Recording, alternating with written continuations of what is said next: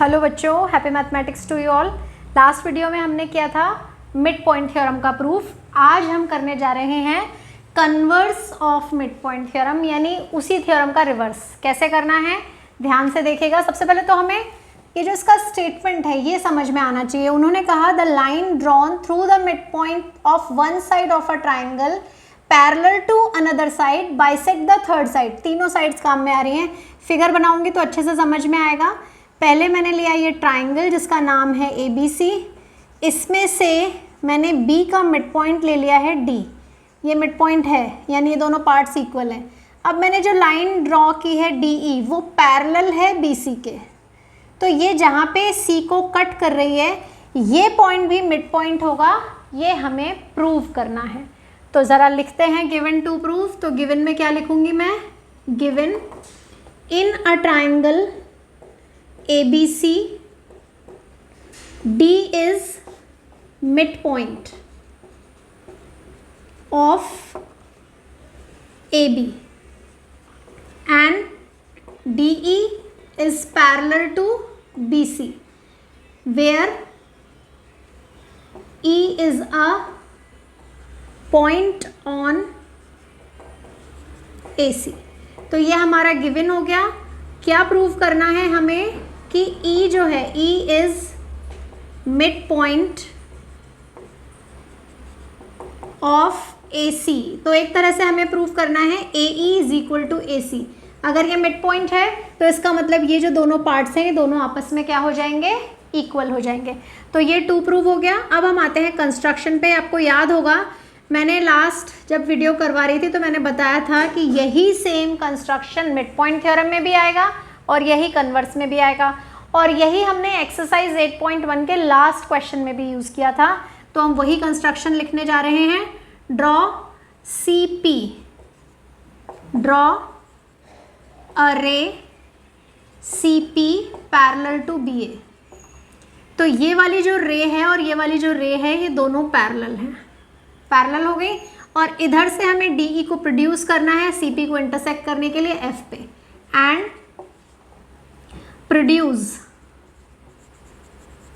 DE to intersect CP at F। तो ये हो गया हमारा गिवन टू प्रूफ और कंस्ट्रक्शन। अब हमें क्या करना है? मिड पॉइंट थ्योरम में हमने पहले कॉन्ग्रुएंसी फिर पैरेललोग्राम प्रूव किया था। अब हम पहले पैरेललोग्राम प्रूव करेंगे DFCB को, और उसके बाद ये दोनों ट्राइंगल कॉन्ग्रुएंट करेंगे।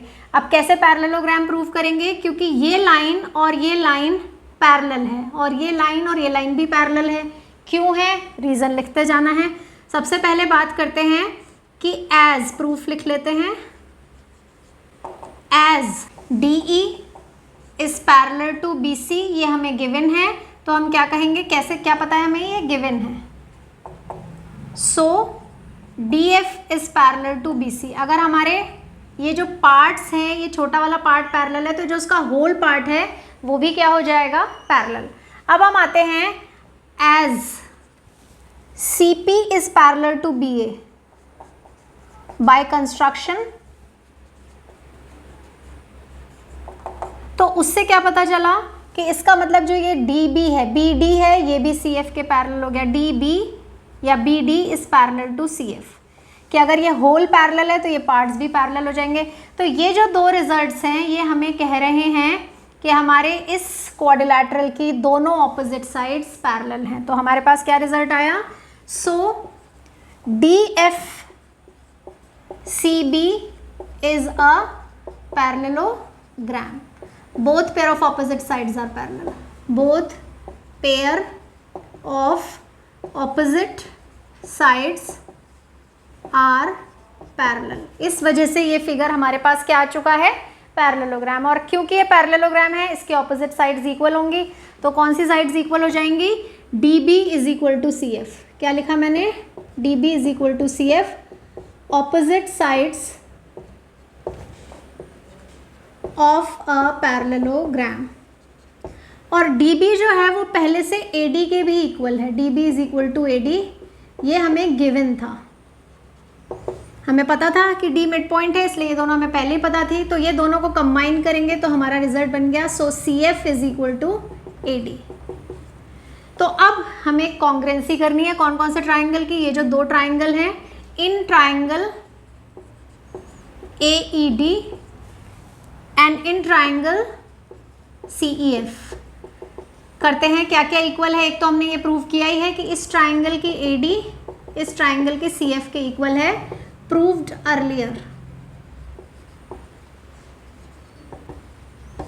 और जो बाकी हैं वो सब एंगल्स हैं, वर्टिकली ऑपोजिट एंगल और ऑल्टरनेट इंटीरियर एंगल। तो पहला एंगल हो गया angle A D is equals to angle C E F जो कि वर्टिकली ऑपोजिट एंगल है, और दूसरा हो गया angle D A E is equals to angle F C E, alternate interior angles. So by ASA rule,